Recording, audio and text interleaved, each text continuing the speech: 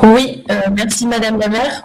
Je souhaitais revenir sur la délibération que nous n'avons pas présentée lors de ce CA, mais qui sera présentée lors du conseil municipal.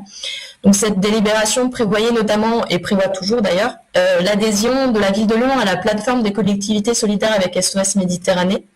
Donc les 29 élus de Lyon en commun saluent cette décision. Et je voulais revenir en fait sur l'historique un petit peu de Ocean Viking.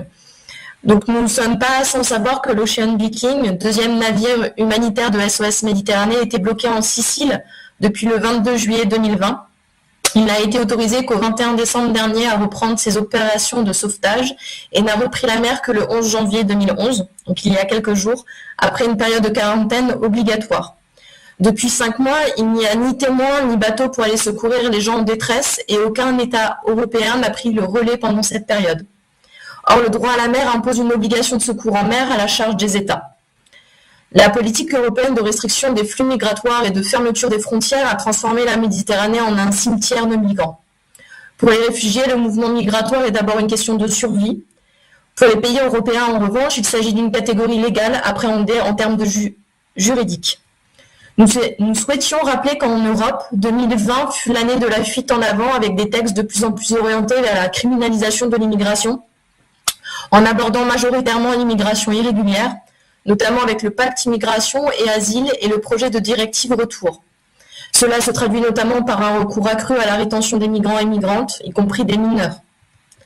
Avec l'article 12 de la directive retour, la Commission propose un processus de préfiltrage à l'entrée pour toutes les personnes qui arrivent de manière irrégulière aux frontières de l'UE, y compris à la suite d'un débarquement dans le cadre des opérations de recherche et de sauvetage.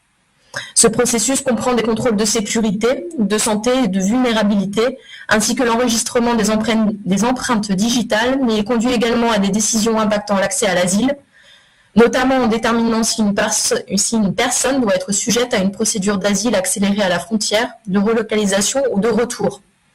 Cette possibilité bafoue de manière flagrante l'obligation de non-refoulement et le droit à un retour équitable qui, rappelons-le, sont garantis par la Charte européenne des droits fondamentaux et la Convention européenne des droits de l'homme. En France, l'année 2020 a également été marquée par une violence institutionnelle sans précédent à l'égard des personnes migrantes. L'interdiction des distributions de nourriture par des associations, le démantèlement de campements, la pénurie en termes de places d'accueil pour les demandeurs d'asile, la complexification des démarches administratives, mais également des restrictions concernant l'accès aux soins des migrants et migrantes en pleine pandémie de Covid-19. Ainsi, cette délibération réaffirme plus que jamais notre attachement au droit international et au respect à l'intérieur de nos frontières. À travers la question des migrants, il est possible de lire ou de décrypter un projet de société. Celui que nous dressons apporte la plus grande attention au respect du droit d'asile, à son application et à la promotion d'un accueil digne. Cette délibération a une symbolique forte, elle contribue à alerter l'État français et le projet politique européen.